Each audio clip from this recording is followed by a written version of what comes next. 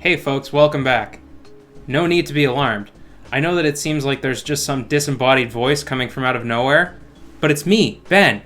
I've just engaged my sneak mode. With this disguise, nobody can detect me. Who doesn't love a bit of sneaky time, huh? Sneaking and hiding is one of those things that, for some reason it needs to be in every game. No matter what the genre is, every developer is like, I know, why don't we have a segment where the player has to sneak around, and let's also make it annoying and not fun and a fucking pain in the ass. Basically what I'm saying is that these banana ninjas in Breath of the Wild can fuck off. But in all seriousness, I love a good stealth game. What's not to love? Nobody ever gets to sneak around in real life. And I mean, if you are, it's probably not under good circumstances. Like you're trying to go upstairs to get a glass of water without getting noticed by that weird family member that's seemingly only capable of speaking in backhanded compliments. But the pressure's off in video games. Usually when you're a sneaky sneaker, you're just part of some covert government operation intended to prevent terrorists from launching a nuke on a civilian population or something. Easy peasy. Stealth games may not be as popular with the general audience as genres such as RPGs or first-person shooters or fighting games, but they have a dedicated fanbase nonetheless. However, every empire has an emperor, and atop the throne of stealth games sits one man, the master of sneak, El Maestro del Juego, my boy, your boy, Hideo Kojima. Bar none, plain and simple, there does not exist a name more synonymous with stealth video games than Hideo Kojima, the man responsible for one of the most iconic game franchises of all time, Metal Gear. For those of you under the age of 2, before Metal Gear was a shitty zombie survival game that I still grit my teeth at thinking about, it was a series of hugely popular stealth games chronicling the tales of one of many ruggedly voiced special ops soldiers usually named after reptiles, the first of which being Metal Gear, released back in 1987. Most stupid non-Japanese people such as myself are likely under the impression that the first installment in the Metal Gear series was this shitty NES game. But those who hold the keys to the universe know that it was actually first released on the MSX2 computer and was actually a good video game. Can you believe that the most iconic stealth series of all time debuted on this thing? It doesn't even have a monitor. How do you play the game? But I'm not talking about the first Metal Gear game, because, the NES game sucks, and I don't think one of those computers would even work in my house, They got those weird plugs. I only got these. No, today we're talking about a game that is often considered to be the true debut in the Metal Gear franchise. That's right, baby, let's go. We're talking about Metal Gear Solid. Arthur, hit the music! Arthur? I miss Arthur. Metal Gear Solid was released on September 3rd, 1998 for the good ol' original PlayStation. The game was directed by Hideo Kojima and it was developed and published by nobody. Metal Gear is one of the quintessential game franchises. Solid Snake is up there in terms of iconicness, with Link, Mario, Sonic, and, Pac-Man, I guess? A lot of people consider Metal Gear Solid to be the first game in the franchise, even though it's technically the third or the fourth or something. I don't know. I think that's a fair assessment, though. It's the first one to be called Metal Gear Solid as opposed to simply Metal Gear, a title that would go on to be part of pretty much every game from the series from then on. And plus, I think it's reasonable to assume that without Metal Gear Solid, the Metal Gear franchise would likely not even exist today. In fact, the game was originally going to be called Metal Gear 3, but Kojima thought that the first two games in the franchise weren't well known enough, since their true forms hadn't been released in North America. The word Solid was added to the name both as a reference to the main protagonist, Solid Snake, but also to represent the transition from 2D to 3D. Hideo Kojima, being a man who is very dedicated to his wife, loves grizzled, muscly action heroes, influencing Snake's design being based on Jean-Claude Van Damme. Metal Gear is one of those franchises that's just designed to confuse you. Like, you got Metal Gear Solid, Metal Gear Solid 2, and Metal Gear 2 Solid Snake. Like, imagine telling your mom to get you any of these and she comes back with Shrek the Halls on DVD. Like, can you blame her? Metal Gear Solid opens up with 12 of the most jammin' notes ever in a video game.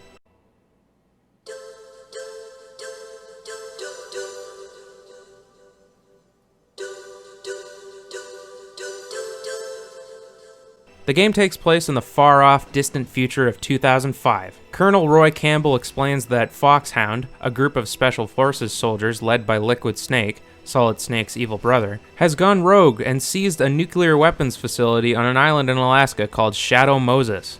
They're threatening to launch an attack against the United States if they aren't given the remains of Big Boss within 24 hours. Big Boss is of course the villain from the last game, and also the protagonist of Metal Gear Solid 3. A high-ranking military officer codenamed Naked Snake, not to be confused with Solid Snake, the main character of this game, or the antagonist of this game, Liquid Snake, both of whom are genetic recreations of Naked Snake, also known as Big Boss. Are you writing all this down? Don't worry, folks. It only gets more confusing from here.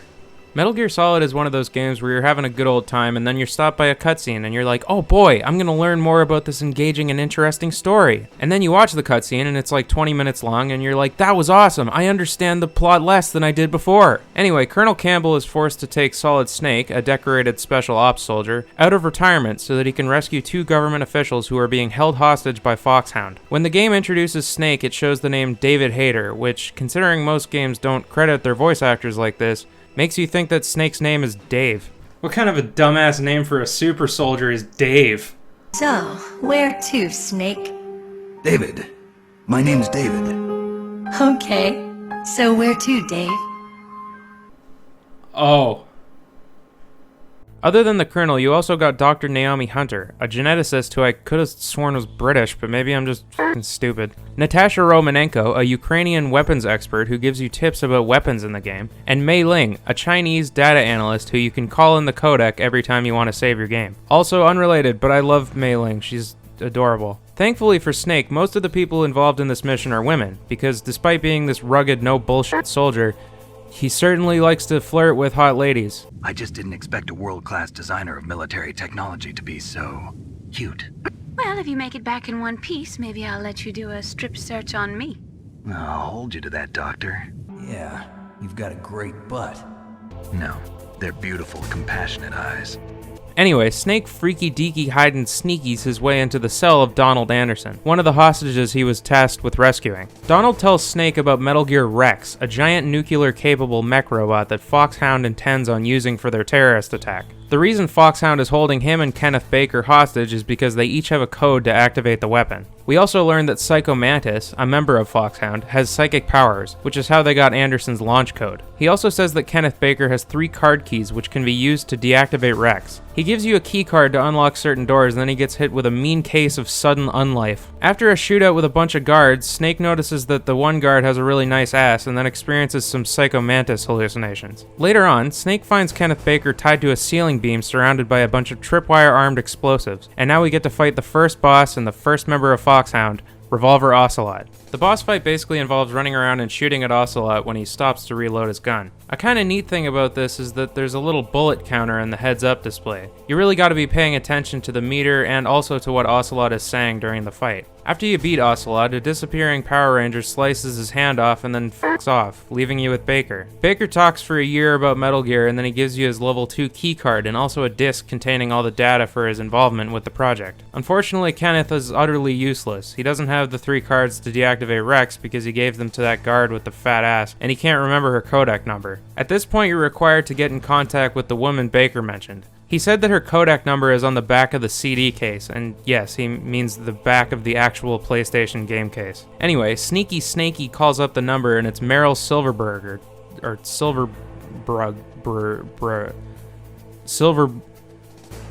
another soldier who is kidnapped alongside Baker and Anderson. As is the case with every female character, Snake has a very sexually suggestive conversation with her. Why did you look so surprised when you saw my face?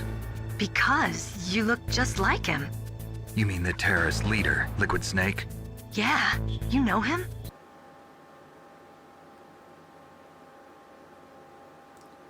You sure, Meryl? Amazing you were able to keep him hidden from the guards. Well, women have more hiding places than men.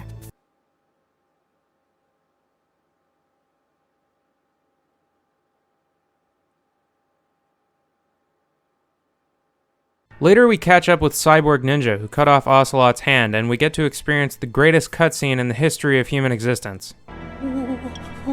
What's with these guys? It's like one of my Japanese animes. After beating Cyborg Ninja / Gray Fox / Deep Throat, like what else could that possibly mean? You get to talk to the best character in the Metal Gear series. Ladies and gentlemen, may I present to you Hal Emmerich, better known as Otacon. Otacon? It stands for Otaku Convention. You can't make this shit up, man. With his new purely platonic best friend at his side, Snake can't possibly fail. Otacon basically explains everything there is to know about Metal Gear, and just like that, he joins the gang. Now, I don't want to go into all the events of Metal Gear Solid, because, for one thing, I think everybody should play it, and also, it's really long. 2 whole discs. I basically just wanted to get to Otacon because he says the funny anime line, but I mostly just want to talk about everything about the game. What I like and what I dislike. But mostly what I like, because Metal Gear Solid fucking rules. One thing I love about Kojima is how he explains literally everything. The main way of communicating with the outside world is through this kind of ham radio / phone device called a codec. It's like Kojima was expecting some wise guy to be like, doesn't the sound of the codec alert the guards? Well, joke's on you, dumbass. The codec is like embedded into Snake's ear canal, and the noise vibrates the small bones of his ear so only he can hear it. Does it hurt to get absolutely fucking schooled, dweeb? Get f***ed, buddy. Go back to playing Antonio Banderas teaches typing on your leapfrog, virgin. Well, then why can't the guards hear Snake talking on the codec? A lot of older games, especially during this experimental period of the transition between 2D and 3D, had pretty janky controls that haven't aged well. Metal Gear Solid, on the other hand, has a very, dare I say, solid control scheme. You press L2 to cycle through items and R2 to cycle through weapons. Triangle puts you into a first-person mode, circle is the action button, and X will put you into a crawl. Similar to most PS1 games, you have limited control of the camera, but the game remedies this by having a number of different camera options depending on what you're doing. For example, if you run up to a wall and stick to it, the camera will adjust so you can see what's going on ahead of you. You can also distract guards by tapping on walls, and of course use boxes to hide. Everyone knows about the boxes. They've become like a symbol of Metal Gear Solid. Allow me to expose myself as a dumbass. I have played through all 4 of the first Metal Gear Solid games and have never once used a box correctly. To be fair, I'm pretty bad at stealth games. But video games isn't always about being good, you know? Sometimes it's just about having fun. No need to get mad. Just chill out, man. The boss fights with the members of Foxhound are undoubtedly some of the most popular things about this game. Metal Gear Solid games always have iconic boss fights, mostly because each one has a unique aspect that differs from the rest of the game, but also because all the characters are so memorable. I would say that probably the most iconic boss in the game, possibly apart from Liquid, is Psycho Mantis. Psycho Mantis has a very silly voice, and he also has psychic powers because of nanomachines or whatever, probably. It's important to point out that Kojima loves breaking the fourth wall. There's the thing with Meryl's codec number being on the back of the case. When you're supposed to switch to the second disc, Otacon calls up Snake and tells him, etc. But Kojima completely obliterated the fourth wall with Psycho Mantis. He uses his psychic powers to read your memory card, and he'll even call you out if you have save files in Castlevania, Suikoden, Vandal Hearts, and or Azure Dreams. I don't know what any of those are, aside from Castlevania. Pretty cool, though. Fun fact, in Twin Snakes, the GameCube remake, he'll read your memory card and comment if you have save files on Wind Waker, Eternal Darkness, Smash Bros, and or Mario Sunshine. Psycho Mantis also uses his immersion ruining abilities to mess with your TV settings. Get it? Hideo? Like video? Or video? Man, this would make a lot more sense if I wasn't playing this on a HD TV. But anyway, the most well-known thing about this fight is that you have to plug your controller into the second port to actually damage him. It's kind of funny how everyone looks back on this in a positive light. To be honest, I think it's fucking awesome. It's one of the iconic parts of this game. Everybody knows about the second controller port thing. But the funny thing about this is the fact that if you think about it, it's kind of bullshit. Like, they don't indicate in any way that you're supposed to do that until Colonel calls you and tells you 5 minutes into Psycho Mantis kicking your ass. Another similarly annoying boss fight is Sniper Wolf. Pretty much right after Psycho Mantis, Snake and Meryl are on their way to do fucking something, I guess. I don't know. And Meryl gets her ass sniped, prompting a fight with Sniper Wolf. Man, Revolver Ocelot, Decoy Octopus, Sniper Wolf, Vulcan Raven. What is this? Mega Man X?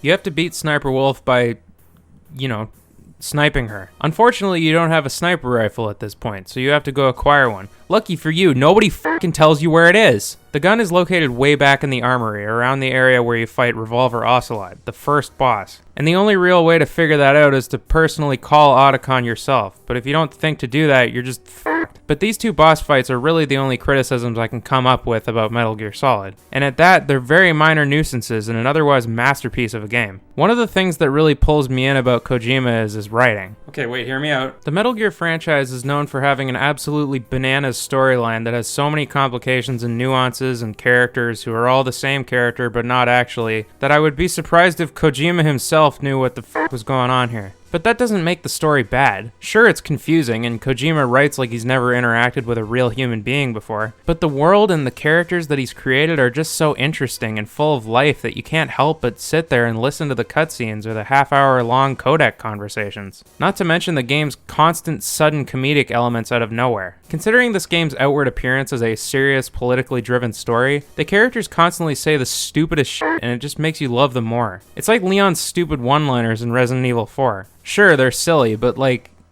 come on, it's one of the best things about that game. Like, honestly, what man could create one of the most iconic action games of all time that also includes the phrase, "This is just like one of my Japanese animes"? Kojima, that's who. Give it up. It's over. No one will achieve what this man can. And that's the very first Metal Gear Solid.